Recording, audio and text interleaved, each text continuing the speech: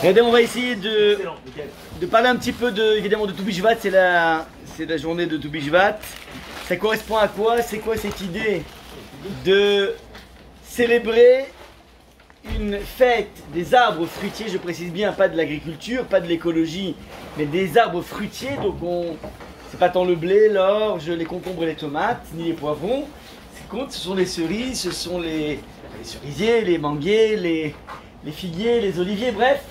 Il y a une focalisation sur les arbres fruitiers. Maintenant, faire la fête des arbres fruitiers à un moment comme actuellement où il fait drôlement froid, et je ne sais pas si vous avez déjà vu, à part sur vos tables, des fruits, mais il n'y a pas de fruits dans la nature. Ouais. Donc on est dans une nature qui est extrêmement stérile, et on fait la fête. Ça aurait été beaucoup plus intelligent de préparer une fête en juin, ouais, avec des magnifiques arbres. Donc il faut essayer de comprendre qu'est-ce qu'on vient attraper ici comme fête des arbres fruitiers. Pourquoi évidemment que les arbres fruitiers et pas autre chose? D'autant plus qu'il y a plusieurs allégories, plusieurs métaphores dans la Torah de comparaison entre l'homme qui a Adam Etz Asadeh. L'homme est considéré comme un Etz, comme un arbre du champ. Quelle est la nécessité de passer par cette allégorie? Qu'est-ce qu'on veut dire? Qu'est-ce qu'on entend par cette notion de Etz Asadeh? D'ailleurs, si vous prenez le premier des Tehillim, écrit par David Ameler, qui commence par Ashrei Aish Asher lo arba tzaf reshaim, et à la fin de ce Tehillim, on dit Vaya ke'etz shatul al pal gemaim, il sera comme un arbre shatul implanté al pal gemaim sur les eaux, ve'aleu lo yibol ve'kol asher yaseh yatzliach, et allez où ces feuilles ne vont pas faner, se flétrir, mais tout ce qu'il fera sera frappé par le sceau de la réussite. Il y a ici, encore une fois, une analogie dans le premier Tehillim, David. Le premier Tehillim, il y a ici aussi une analogie de l'homme avec l'animal, avec l'arbre des champs. Qu'est-ce qu'on entend par là? Alors, on va essayer de voir deux points de ressemblance fondamentaux. La première des ressemblances est, et c'est quelque chose qu'il faut vraiment étayer, c'est une idée qu'il faut vraiment étayer. La première des ressemblances est que, en fait, la pérennité, la force, la solidité d'un arbre ne se mesure pas à ses fruits, à son feuillage, à ses branches, mais se mesure à ses racines. Lorsqu'on dit que l'homme est un arbre des champs, ça veut dire qu'en fait, un homme, plus il aura des racines fortes, il aura un ancrage, on va donner des explications de c'est quoi l'ancrage, plus un individu pourra donner des beaux fruits. Il ne faut pas se laisser aller et croire qu'en fait, ce que font les gens, c'est ça la beauté. C'est ça l'individu. Il y a beaucoup dans la vie d'effets de manche, il y a beaucoup d'effets de story Insta, il y a beaucoup de devantures dans le monde, mais ce qui compte, c'est ce qui se passe dans le domaine des racines, dans le domaine de la totale invisibilité. Je m'explique, dans l'éducation des enfants, il y a des choses qu'on met en place, on va leur payer des cours de maths, on va leur acheter des belles doudounes pour passer l'hiver, on va leur payer éventuellement des colonies à droite et à gauche. Ça, c'est la partie visible. C'est pas ça qui construit l'enfant. En tout cas, c'est pas suffisant, ça c'est les fruits. Ce qui construit l'enfant, c'est tous les nuits blanches que les parents pourront passer par souci pour l'enfant. Et ça, sans s'en rendre compte, c'est perceptible par l'enfant. C'est la dimension racine. Les racines, c'est tout ce que tu mets derrière l'intention et toute la pensée qui se cache derrière tous les actes que tu fais par rapport aux enfants. D'ailleurs, j'ai vu cette semaine une très jolie, qui est amenée par Rav Ashkenazi, une très très jolie image. Il dit quelle est la nécessité, on va bientôt arriver à Pessah, après Purim, quelle est la nécessité, ce minag de cacher la ficomane? On cache la ficomane, ouais. En fait, c'est un jeu vraiment un peu débile, quoi. Ça veut dire on la cache pour finalement la retrouver. Il n'y a jamais personne qui a dit ouais, moi j'ai pas retrouvé la ficomane, ouais. On la retrouve toujours, donc on va finir par la manger. Donc on joue à quoi? Alors ok, bon, c'est parti peut-être des choses pour éveiller les enfants, c'est mignon. Et en fait, il y a une symbolique qui se trouve derrière ça. C'est qu'en fait, les enfants, ce qui les intéresse dans leur existence, c'est d'aller rechercher la partie cachée de leurs parents. C'est ça qui se cache derrière la notion de la ficomane. On la cache, ouais. Ils viennent la chercher, mais en fait, c'est pour nous dire à nous-mêmes, parents, C'est-à-dire ce qui va compter dans votre vie, ce sont les larmes que vous allez verser qui ne sont pas forcément visibles. Larmes de joie, larmes d'angoisse, peut-être, peu importe, mais toute cette partie invisible, c'est ça en fait qui fait la véritable éducation. Cette notion-là de l'invisible est une notion extrêmement importante et vous la retrouvez par rapport à la date, au moment où on fait Tu Bishvat. On a dit il n'y a pas de fruits maintenant. Il n'y a pas de fruits, il faut aller peut-être dans les Caraïbes pour voir des fruits, mais là il n'y a pas de fruits actuellement. Et pourtant on fait la fête. Et ça correspond à quoi ce Tu Bishvat? Ça correspond exactement 4 mois après le 15 Rejvan, qui est le début de l'hiver. Donc tu as le début de l'hiver 15 Rejvan, au bout de 4 mois, tu as Tu Bishvat, ouais, 15-15. Maintenant, le Yerushalmi explique, Talmud Yerushalmi explique, que 4 mois, c'est la durée de l'hiver. Pas 3 mois, c'est 4 mois. Et c'est quoi le changement, passage de l'hiver au printemps? Ben, c'est le moment, justement, au 15 Shvat, où de façon imperceptible, la sève recommence à irriguer toutes les branches, le tronc de l'arbre. C'est qu'il se passe actuellement un phénomène complètement incroyable, qui est totalement invisible, qui est que la sève dans tous les arbres fruitiers que nous avons autour de nous, il y a quelque chose qui est en train de se défossiliser. Ça, c'est ce qui se passe actuellement. Eh bien, en fait, un juif, il fait une fête parce qu'il y a juste une inversion du train. Pas besoin d'avoir les fruits. Dès que tu sens qu'il y a quelque chose qui est en train de bouger, ça suffit pour placer une fête comme on le fait. Alors, dans le Minhag Ashkenaz, par exemple, le Rama ramène. Ouais, ils ont l'habitude, par exemple, de faire des tables colossales, extrêmement épaisses de fruits, de toutes les formes de fruits. Mais l'idée, c'est quoi? C'est qu'on vient fêter le monde de l'invisible. Rappelez-vous les paroles éternelles du petit prince, lorsque il va se retrouver, lui il avait cultivé comme ça sa petite rose qu'il adorait, et il se trouve d'un coup devant un parterre de roses toutes identiques à la sienne. Donc il dit comme ça: je me croyais riche d'une fleur unique, mais je ne possède qu'une rose ordinaire, ça et mes 3 volcans qui m'arrivent aux genoux. Et à ce moment-là, très dépité, ouais, évidemment, alors à ce moment-là, il va avoir l'éducation du renard qui lui dit: l'essentiel est invisible pour les yeux. C'est le temps que tu as passé pour ta rose qui fait que ta rose est si importante. Et une fois qu'il apprend ça, alors il retourne devant le parterre de roses et il s'adresse à elle et il leur dit: vous êtes belle, mais vous êtes vide. Vous êtes comme était mon renard, un renard semblable à 100 000 autres, mais j'en ai fait mon ami, il est maintenant pour moi unique au monde. Il poursuit en disant: on ne peut pas mourir pour vous. Ouais. C'est-à-dire, il prend conscience que même si c'est la même façade, la même image, mais en fait tout ce qui diffère deux roses qui sont totalement identiques, c'est toute l'intention, tout l'amour qu'il a pu manifester par rapport à sa rose. Ça, c'est vraiment donc le premier message extrêmement important. On est dans un monde qui vient donner un poids colossal à l'invisible. Et c'est d'autant plus complexe pour nous aujourd'hui, qui sommes tous ensevelis, toutes et tous ensevelis dans ce monde du image making, dans ce monde du choc des photos beaucoup plus que du poids des mots. Ouais. Vous voyez à quel point finalement le monde fonctionne comme ça. Regardez, c'est très intéressant, même la Torah prend un coup là-dessus. Ouais. Ça veut dire que maintenant, ce qui marche énormément, c'est les petites Dvar Torah en 1 minute. Non mais attends, mais c'est pas une publicité pour Gillette ou pour Café Grand-Mère, quoi, je veux dire. En 1 minute, sur un pied, ouais. Mais c'est ça qui marche le mieux. C'est-à-dire, voilà, tu vois, maintenant j'ai 1 minute avant de prendre le métro. Ouais, on va se faire. À l'époque, il y avait des chions de 2-3 heures. Après, bon, on dit, 2-3 heures, c'est beaucoup, 1 heure. Après, on va t'expliquer, en fait, 1 heure, c'est impossible de se concentrer pendant 1 heure. Donc c'est pas grave, on va faire du 3/4 d'heure, format 20 minutes, jusqu'à quand? Ouais, c'est un petit peu ça, ça veut dire, n'oublions pas que là on doit investir, c'est dans le monde de l'invisible. Donc peut-être que le shiur de 1 heure c'est rébarbatif, le shiur de 1 heure tu perds de l'attention, c'est vrai, mais tu te rends pas compte qu'il y a peut-être un goutte à goutte qui se met en place qui fera beaucoup plus d'impact qu'une phrase comme ça, choc ou bien une image choc, qui ne fait que de l'effet à extrêmement court terme. Je vous rappelle toujours cet enseignement absolument magnifique de Rashi qui dit que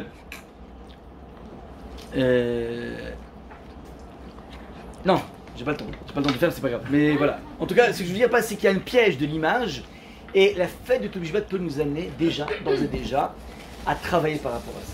Premier point. Deuxième point de comparaison entre l'homme, donc on a compris, l'homme ce qui compte c'est ses racines.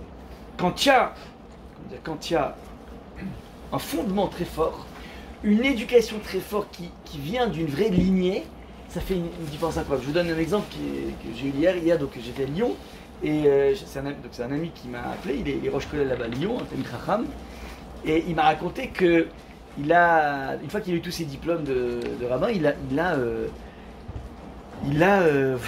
émis le désir personnel de créer un kollel. Ouais. Créer un kollel. Donc, il me dit, maintenant évidemment créer un kollel c'est compliqué, ça demande de l'argent, il faut trouver, bon. Et il se rappelle de son grand-père, donc il était très très attaché à son grand-père, qui lui disait à chaque fois, tu sais quoi, quand tu as des problèmes, quels qu'ils soient, tu sais quoi, plonge-toi dans l'étude de la Torah, ça sort. Donc il lui dit sans arrêt, donc il m'a dit, moi j'ai été pétri là-dedans.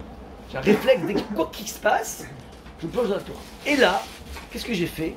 Comme c'était en plus l'année de la disparition de son grand-père, je suis allé prier sur sa tombe.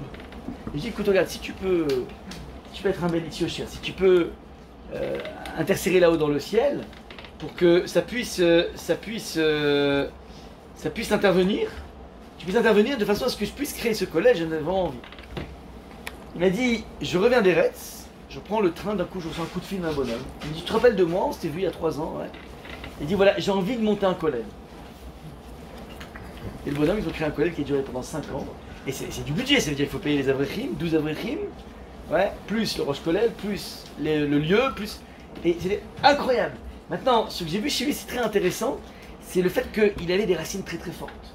Très fortes, ça veut dire son grand-père, c'est quelque chose qu'il m'a dit, c'est dans ma peau, c'est pas un discours, il m'a dit, c'est quelque chose qui est imprimé à l'intérieur de moi. Ça, c'est ce qu'on appelle les racines, et c'est là-dessus qu'il faut intervenir. Premier message fondamental. Deuxième message fondamental, de la même façon que pour faire pousser un arbre fruitier, il faut bien planter une graine.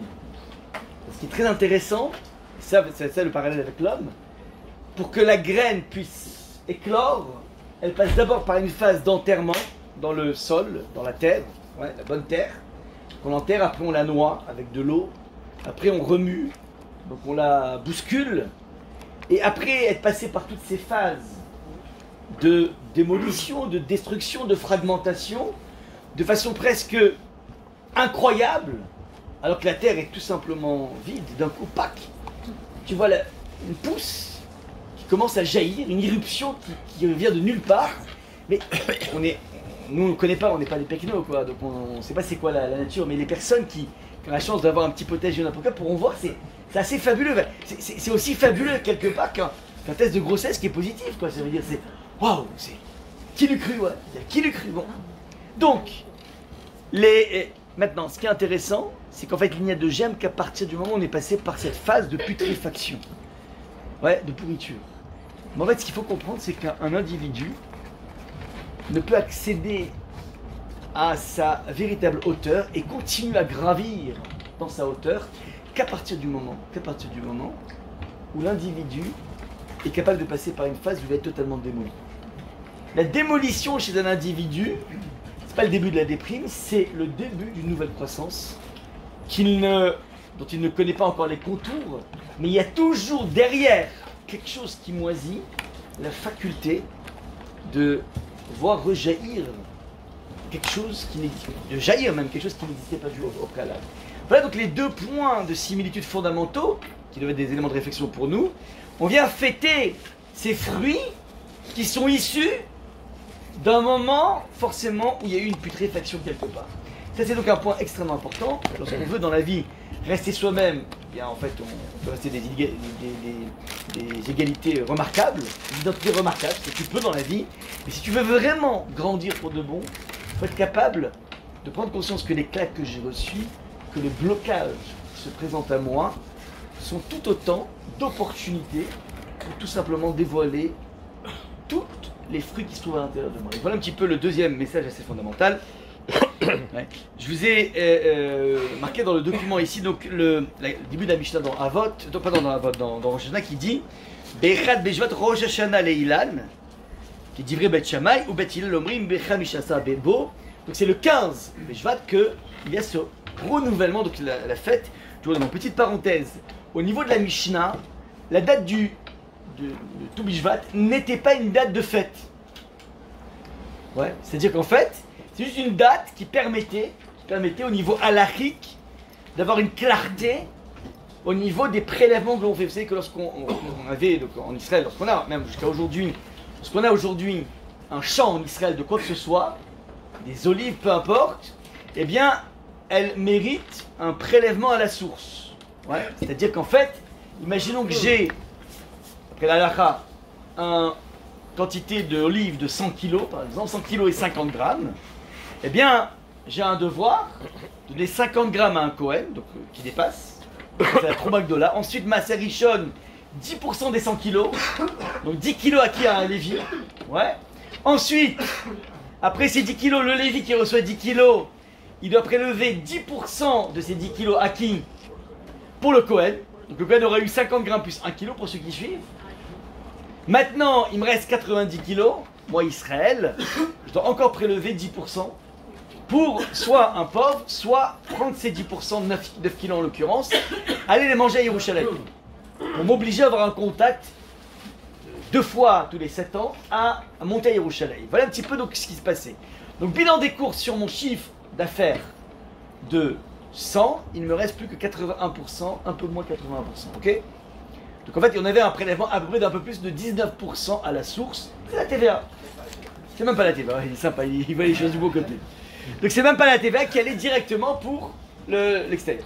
Maintenant, comment je dois prélever? C'est à partir de quel exercice? Vous savez très bien, par exemple, dans les auto-entrepreneurs, lorsqu'ils ont fait une prestation en septembre, ils ont envoyé la facture en septembre et qu'ils récupèrent l'argent au début janvier, on ne peut pas déclarer cet argent sur l'exercice de N-1. Ce sera la N+1. Ouais, on fait en fonction des entrées. Et bien en fait c'est pareil pour les Maasrot. Pour prélever, sur quoi je dois prélever?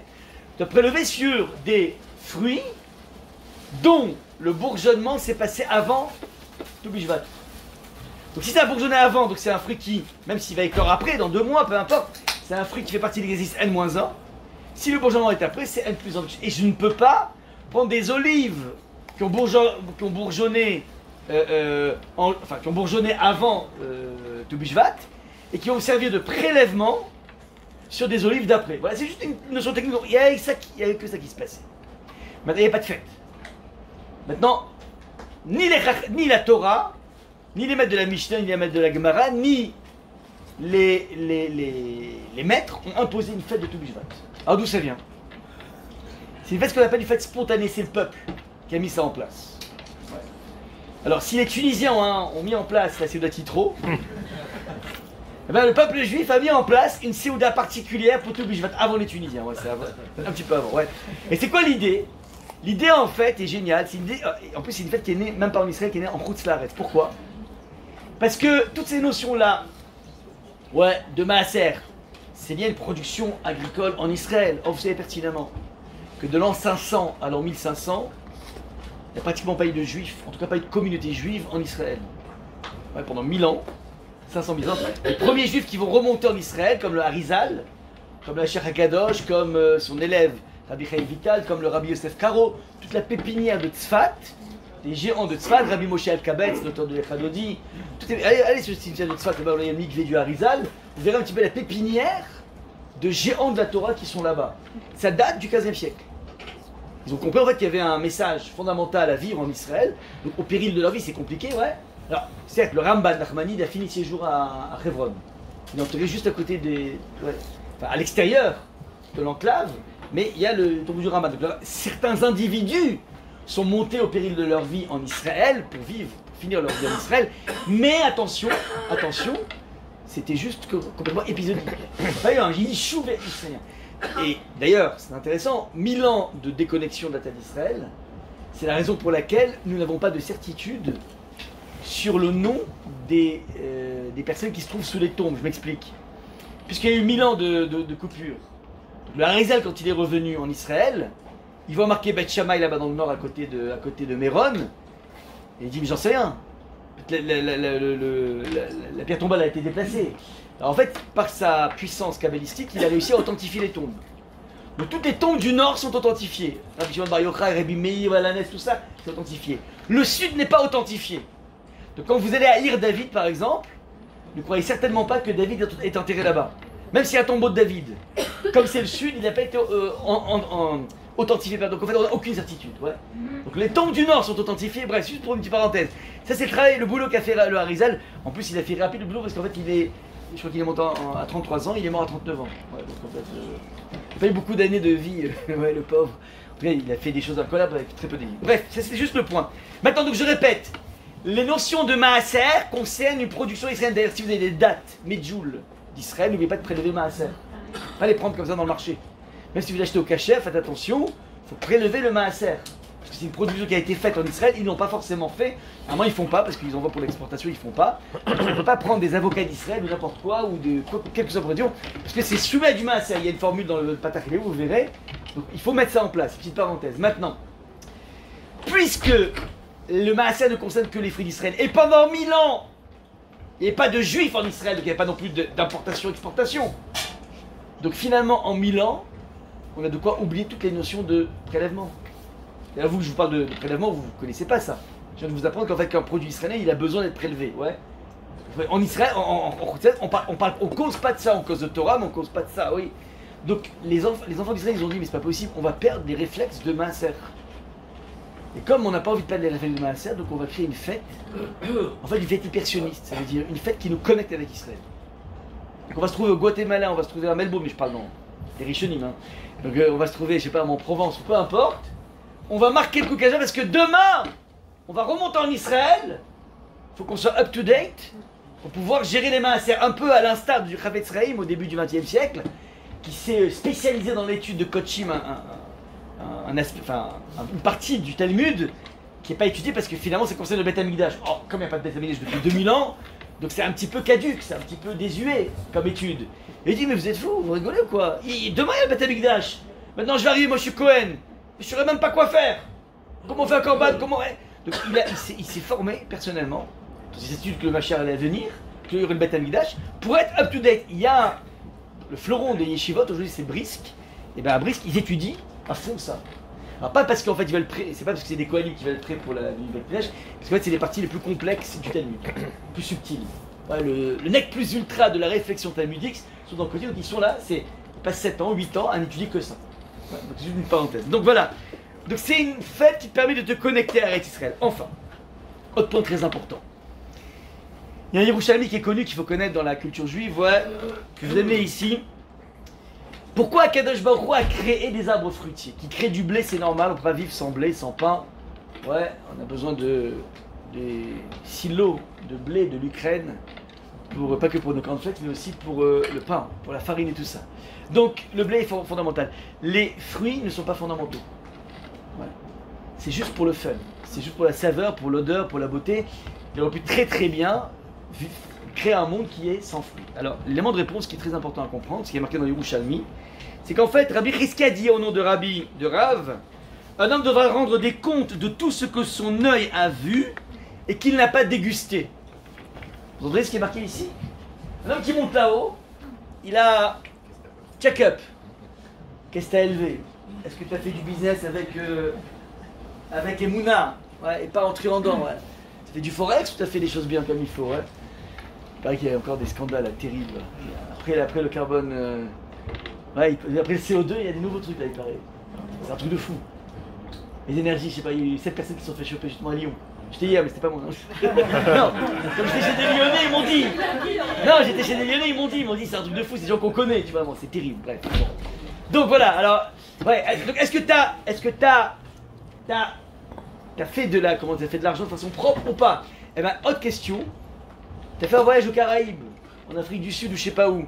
T'as vu des fruits qui sont splendides, tu les as pas mangés? Tu vas devoir rendre compte là-dessus. Comment c'est possible? Qu'est-ce qu'on entend ici? L'idée est la suivante. Hachem a mis un monde de jouissance. Un monde où tu peux créer une connexion entre le monde de la jouissance et le monde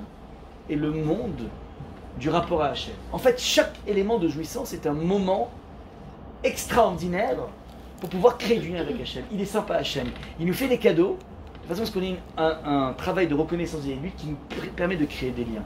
Donc chaque occasion de jouissance est une occasion de pouvoir tout simplement créer un lien. D'ailleurs, on parle de cette notion du rapport au plaisir, en parlant des fruits. Alors c'est extrêmement important, vous n'avez pas dans le document, mais je vous le dis de tête très important.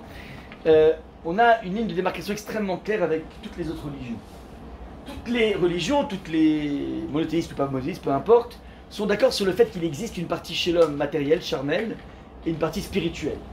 Appelle ça le corps et l'esprit, appelle ça le monde pulsionnel et le monde rouhani, la spiritualité, peu importe. Donc il y a un clivage évident, l'homme est construit à partir d'un stock de matière, et en même temps une âme. Bon. La question c'est, ce sont deux éléments complètement antagonistes, puisque le corps veut du profit immédiat, l'âme veut se nourrir en médecin. Donc en fait, on est dans un schisme, dans une sorte d'antagonisme assez radical. Alors, vous avez par exemple la religion chrétienne, qui pour pouvoir gérer ce hiatus entre le monde matériel et le monde spirituel, ont décidé qu'il n'y a de spiritualité qu'à partir du moment où il n'y a pas de matière.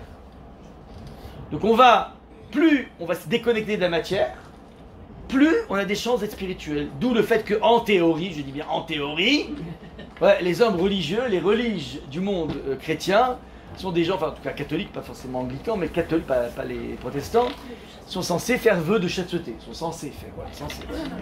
Ouais, comment ? Quoi ? Et de pauvreté, et de non-profit quelconque. C'est-à-dire tout rapport à la jouissance, quelle qu'elle soit, même de manger un bon gueuleton, ben, on aura des comptes à rendre par rapport à ça. Vous êtes dans le monde extrême oriental, ouais. Alors une façon non pas de mépriser la matière, comme dans le monde chrétien, mais essayer d'ignorer la matière. Les images qui jaillissent de ce monde sont des images par exemple de lévitation. Je ne sais pas si ça marche, hein, c'est de la blague. En tout cas, il y a une recherche de vaincre la pesanteur. Il y a une recherche de marcher sur des braises incandescentes. On va réussir, pas simplement à s'accoutumer à la souffrance dans le bouddhisme, on va réussir à dépasser la souffrance. La souffrance est une réalité, mais on peut la dépasser. Donc en fait, il y a une réflexion, si vous voulez, spirituelle, pour voir comment tu peux te départir de cette dimension charnelle. Dans le monde juif, c'est assez incroyable, mais on n'est jamais en train de fustiger la matière, on n'est jamais en train alors, à part si vous entendez des rabbins qui ont été formés au catéchisme, mais en fait, on n'a pas cette vision qu'il faut c'est-à-dire que tout ce qui est lié à la matière est pourri, au contraire. Tout ce qui est lié à la matière est une occasion incroyable de pouvoir tout simplement créer du lien, encore une fois, avec Hachem. Et on va aller dans le plaisir matériel le plus énorme, et c'est un rachis vraiment d'anthologie que bon, vous l'avez pas dans le document, désolé, je voulais le changer, mais dans le train c'était compliqué. Il y a un rachis qui est fondamental pour bien comprendre la ligne de démarcation qu'on a de façon extrêmement claire avec le monde chrétien. Les chrétiens ont pris l'Ancien Testament comme base, après ils ont créé leur 2.0, leur 0.0 quoi, tout simplement. Ouais. Tout zéro, ouais. Mais ils reconnaissent l'Ancien Testament. Et dans l'Ancien Testament, ils ont lu, malheureusement, sans lire Rashi. Comme si on pouvait lire le Chumash sans Rashi, c'est quand même dingue, ouais. Et donc quand ils ont lu, regardez comment ils ont lu, vous allez comprendre un petit peu d'où vient le rapport au plaisir. Ouais, le fait qu'ils viennent fustiger le plaisir et que c'est quelque chose qui est forcément grave, qui est forcément un péché. En fait, ça vient d'un verset, un seul verset dans la Torah qui dit la chose suivante. Ve'adam yada et Chava. Littéralement, l'homme a connu Chava, son épouse, mais Rachid tout de suite sur place dit attention, c'est pas une connaissance au sens on a pris un verre, on a fait un date, ouais, c'est pas du tout ça. Rachid dit la da'at en hébreu, le da'at, c'est une connaissance expérimentale. Donc, dit Rachid tashmish, ça veut dire il a eu une relation avec son épouse. Donc l'homme a eu une relation avec Rava. Ishto, d'ailleurs, regardez la suite du verset. Vata'ar, vateled et Caïn. Donc du coup, elle tombe enceinte. Vateled et Caïn. Et elle a enfanté Caïn. C'est pas à l'issue d'un date qu'il se passe ça, ouais. Donc c'est autre chose que ça, ouais. Autre chose qu'un date. Donc c'est une connaissance expérimentale. Il a une relation avec elle. Bon. Vatomer Kaliti Shet Hashem. J'ai façonné, j'ai fait naître un homme conjointement avec Akadosh Baruch Hu. Ça c'est Rashi. Maintenant, ce passage-là de l'accouplement et de la grossesse et de l'enfantement de Caïn est marqué dans vos textes, dans le texte de la Torah, après l'expulsion du Gan Eden. Donc en fait, tu lis le texte, tu dis bon, il y avait un Gan Eden, c'est le monde de la perfection, de la Gdusha. Il y a un ordre qui est donné. Il y a deux incartades, monsieur et madame, ouais, Adam et Chava, faute. Comme ils fautent, ils vont être punis, maudits. Et parmi la malédiction, expulsé, ouais, du Gan Eden. Une obligation de quitter OQT, je sais pas quoi. QTF. Ouais, OQT, ouais. Donc ils sont virés, ils reviennent pas, ouais. Ils reviennent pas de Gan Eden, ouais. D'ailleurs, ils peuvent pas revenir parce qu'en fait, il a mis des chérubins pour bloquer avec un la très un glaive qui bloque. Personne, enfin, c'est compliqué de rentrer là-bas. Bref. Alors, ils sortent. Et donc, ils disent, et regardez ce qu'ils font dans leur déchéance. Qu'est-ce qu'ils font? Bah, ils s'accouplent. Donc, tu comprends bien qu'en fait, tout ce qui est lié à l'accouplement est quelque chose de dégueulasse. C'est le fruit du péché. Il y a le péché, ensuite le péché au carré. Péché à la puissance 10, ouais. Maintenant, regardez, sans Rachi. Attention, Rachi, c'est pas gratuit. Rachi va te démontrer ça dans le texte. Voilà, désolé, il faut avoir quelques réminiscences de Rabbi Beshrel Shlita. Ouais, on va voir tout de suite. Regardez. Adam Yada, il dit Rachi, l'homme connu, c'est-à-dire il a une relation. Dit Rachi, déjà avant le récit cité plus haut, avant la faute et son expulsion du jardin, il a connu son épouse. Donc ça s'est passé, l'accouplement dans le Gan Eden. Dans le Gan Eden et la grossesse, et tout s'est passé dans le Gan Eden. Il en est de même pour la grossesse et la naissance de Caïn. Et quelle est la preuve de Rachi? Parce que les textes, enfin attention là maintenant, il y a marqué Ve'a Adam Yada et Rava. Et l'homme, c'est pas s'est accouplé avec son épouse, s'était accouplé.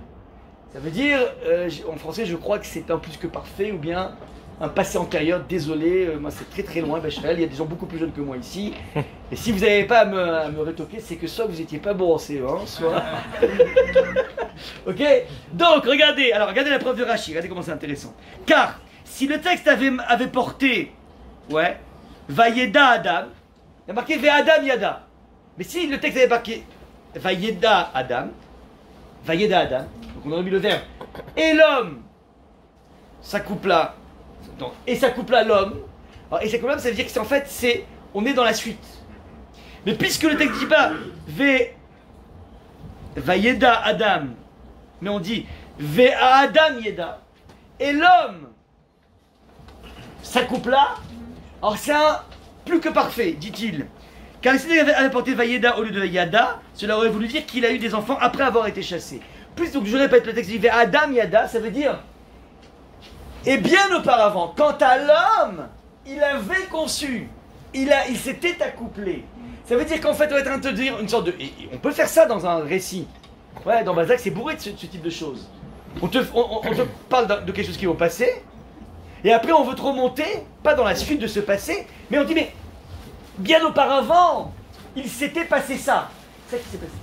Maintenant, vous comprenez la ligne de démarcation, enfin la différence fondamentale qui existe là maintenant. C'est-à-dire que d'après Rachi, d'après la Torah tout simplement, ouais, l'accouplement s'est passé dans le Gan Eden, dans le monde de la Gdusha. C'est-à-dire que dans les yeux de la Torah, évidemment lorsque c'est fait dans les règles de l'art, l'accouplement, c'est ce qu'on appelle le Kodesh HaKodashim. Et bien ça, dans la pensée non juive, c'est extrêmement complexe à attraper. Ça s'appelle le Kodesh HaKodashim, et comment dire, les maîtres de la Kabbalah vont aller très extrêmement loin en disant que lorsque les choses sont faites dans les règles de l'art et qu'il existe, disent les maîtres de la Kabbalah, comment dire, un plaisir ultime durant l'accouplement, et s'il y a possibilité de procréation, ça déclenche des neshamot complètement incroyables. C'est ce qu'ils disent les maîtres quand j'enseigne à Mechatalim, je leur explique ça, qu'en fait, c'est pas en fait que le plaisir est une tolérance, et que bon ben voilà, on ferme les yeux là-dessus, that's the life, ouais. C'est ni un péché ni une tolérance, ça s'appelle the mitzvah, par excellence. Le top mitzvah. Ça, c'est ce qui est marqué ici qui découle celui de ça. Donc maintenant, à partir de là, vous comprenez pourquoi lorsqu'on est en phase de fruits, il faut qu'on soit capable de comprendre que chaque rapport à une quelconque jouissance dans la vie est une occasion extraordinaire de remercier Kadosh Baruch Hu. En l'occurrence, dans les couples, de créer des liens, d'affermir des liens, de prolonger des choses, mais dans toutes les expériences de plaisir de la vie, c'est un petit peu ça qui se passe. Je finis sur... pas le temps de vous lire tout, mais de tout aborder. Je finis sur cette histoire assez incroyable de Rav... non, avant ça, excusez-moi, avant ça. J'ai pas le temps de faire cette histoire, mais surtout, je vous amène cette Gemara assez incroyable. Il y avait une femme extrêmement érudite dans le Talmud qui s'appelait Yalta, c'était la femme de Rav Nachman. C'est une femme qui était très très très forte. Et donc elle, un jour elle s'adresse à son mari, elle lui dit à Rav Nachman, qu'étant donné elle a compris un principe, qu'à chaque interdit biblique correspond une alternative pour accéder au plaisir équivalent. Ça veut dire la Torah, certes, je suis en train de vous dire que la Torah te convoque à la jouissance. Pourtant, on a une flopée de choses interdites. Voilà. Plein de choses sont interdites. Tu peux pas manger de la langouste, du homard, du bacon, ouais, c'est interdit à la Torah. Ouais. Donc qu'est-ce que tu es en train de prôner le fait que la Torah te propose de manger, enfin de délecter de toutes choses, alors qu'il y a plein d'interdits culinaires, le bassar bechalav, attendre 6 heures, bref, c'est compliqué. Alors en fait, cette marque est différente, elle dit la chose suivante. Que cette la Torah interdit le bacon, interdit plein de choses, mais Yalta a appris de son maître, de son mari, que Hachem n'est pas interdit, ne veut pas nous interdire la saveur de la chose, veut nous interdire la chose elle-même. C'est-à-dire que si je peux m'arranger pour récupérer la saveur de la chose sans la chose, c'est permis. Alors, par exemple, elle dit, étant donné que donc la Torah par exemple a interdit la consommation du sang de la viande, il faut saler la viande pour enlever le sang. Mais quid d'un individu qui a envie, mais j'aimerais voir quelle est l'expérience des goïms d'avoir un bon beefsteak saignant. Ouais. Elle dit, c'est pas de souci, j'ai compris. Il y a une alternative qui s'appelle le foie. Le foie, c'est un organe qui est extrêmement vascularisé. Et t'as beau mettre du sel avec un système de gliade, n'empêche que ça reste encore quelque chose du sang. C'est du sang coagulé, le foie. Et donc, si tu veux goûter le sang, bah, tu vas dans le foie. Deuxième chose, dit-elle, le porc. Le porc, c'est pas halal, ouais. Mais pourtant, la Gemara dit qu'en fait, si tu goûtes la cervelle du shibuta, je retrouverai le nom de ce poisson, c'est un poisson qui existe, hein, bah, sa cervelle, elle a le goût du porc. Okay. Super, magnifique, ouais. Pas de frustration. Alors demande-toi le, ok, maintenant si moi j'ai envie d'avoir le goût d'un steak avec du beurre, mais pas un truc à la feuille, genre du lait de soja, ou bien de la margarine arci, ouais. Je veux le beurre président, le vrai. Là. Ouais. Je veux le steak cuit avec le beurre président. Ouais, j'ai envie d'avoir le goût, hein. Pas ça, je peux pas, mais... Il dit, pas de souci, dit Rav Nachman, donc elle demande à son mari, comment je fais. Rav Nachman, il lui dit, mais il n'y a aucun souci. Comment? Faire moutsi avant. Pourquoi moutsi? Pour manger Non, le steak, c'est... Un steak, non, alors... Ah, le beurre, non, pas avec la confiture, j'ai dit juste le beurre et le steak, pas le... Pas bonne maman. Voilà. Alors il dit comme ça, c'est extraordinaire, il appelle son boucher, il lui dit, regarde, amène-moi le pis de la vache. Ça se cachérise. Et le pis de la vache, eh bien en fait, c'est de la viande, cachérisation, on s'appelle le kral ça en hébreu, et puisque ça fait transiter sans arrêt du lait, ça a le goût du lait. Donc tu veux avoir le goût du lait et viande réunis, tu prends la vie. J'ai fait cours hier à un bonhomme, il m'a dit au Maroc on en a goûté. Au Maroc ils ont fait. Ah, tu connais ça? Ouais. Ah voilà, donc en fait on peut manger. Bref, donc voilà, c'est très intéressant, à partir de cette Gemara, il y a un élève un jour qui a posé au Khida la question suivante. Rav, est-ce qu'on a le droit? Est-ce que, non, puisque la manne, on parle de la manne actuellement, enfin on parle de la parachute, puisque la manne, ouais, avait le goût de ce qu'on veut. Donc la manne, elle a le goût de ce que tu veux. Tu dis profiterole au chocolat, tu dis steak frites, ouais. Tu dis riz cantonné. Maintenant, si je voulais penser à du porc, dans le désert, ouais, est-ce qu'on avait le droit de penser à du porc? Réponse du Khida, bien évidemment. La preuve c'est Gemara, puisque la Torah n'est pas de problème avec le goût du porc, elle a un problème avec le porc lui-même. Donc voilà un petit peu le point. Donc voilà juste pour vous dire en conclusion que la Torah certes a mis des interdits, on ne sait pas pourquoi elle a mis ces interdits, mais certainement pas pour frustrer un individu. Idem, toutes les autres pubertés familiales ne sont pas là pour que Dieu préserve qu'un individu puisse trop kiffer dans la vie. Au contraire. Complètement au contraire. Donc ça c'est un petit peu ce qui se profile. Je finis juste cette histoire magnifique de Rav Gadol Nadel. C'est un très grand maître, le grand élève du Chazonish. Et un jour il était allé marier un élève à New York. Pour revenir à Tel Aviv, il est passé par Sao Paulo. Donc il y a un élève qui a pensé en fait qu'il était complètement perché comme un grand sadique. Il ne connaît pas la carte du monde. Donc il a dit, vous savez que Vodarav, pour repartir de Tel Aviv vers New York, pardon, de New York vers Tel Aviv, passez pas par le sud, il faut passer par le... Vous allez directement vers l'est, pas besoin de passer comme ça, c'est un peu djera quoi, ouais. Alors il a dit quoi, tu crois que je connais pas la carte du monde quoi, t'as rien compris, il dit, en fait ce que je veux c'est passer par Sao Paulo, là-bas je vais prendre un planeur, et en montant dans l'avion, dans ce planeur, j'ai envie de surplomber la forêt amazonienne. C'est une forêt qui est aussi grande que la France. Il dit tant que j'ai pas vu la forêt amazonienne, il me manque une acception de la grandeur d'Hachem. Je parle d'un Rav Gedelet qui était le plus grand Talmid de la planète. Donc le chaste, il l'avait à l'endroit comme à l'envers, ça veut dire il était très au-dessus de Raphaël Kanevski, très au-dessus. Ils habitaient d'ailleurs, ils étaient voisins. Raphaël Kanevski était au premier étage, celui que tout le monde a connu. Lui, il était au rez-de-chaussée. Ils avaient une maison là. Maintenant, il était, c'est-à-dire c'était un calibre, mais complètement qui dépassait tout le monde. Et lui te dit, tant que j'ai pas vu la forêt amazonienne, il me manque quelque chose pour comprendre la grandeur d'Hachem. Ça veut dire qu'il y a quelque chose de l'ordre de chaque expérience de visuelle, culinaire, olfactive, tactile, est systématiquement une occasion rêvée de créer un lien avec Akash Baruch Hu. Et c'est pour ça qu'il a mis ça en place, un monde de saveur, un monde qui n'est pas en noir et blanc, un monde qui n'est pas un monde avec des tablettes comme les cosmonautes. On aurait pu très bien se nourrir avec des tablettes, on aurait été d'ailleurs beaucoup moins gras et gros, ouais. Bon, il y aurait pas de tabroute, ça aurait été le danger, mais c'est pas grave. Ouais. Alors, ce monde aurait pu être sans saveur. Hachem a mis ça en place juste parce que à chaque kiff, tu peux tout simplement connecter. Et plus tu connectes, plus tu crées du lien, plus on s'aime et ainsi de suite. Je m'arrête là, qu'on puisse profiter de ce Toubishvat pour que toute notre année soit pleine de fruits magnifiques, Amen. avec des très belles shorashim, très belles.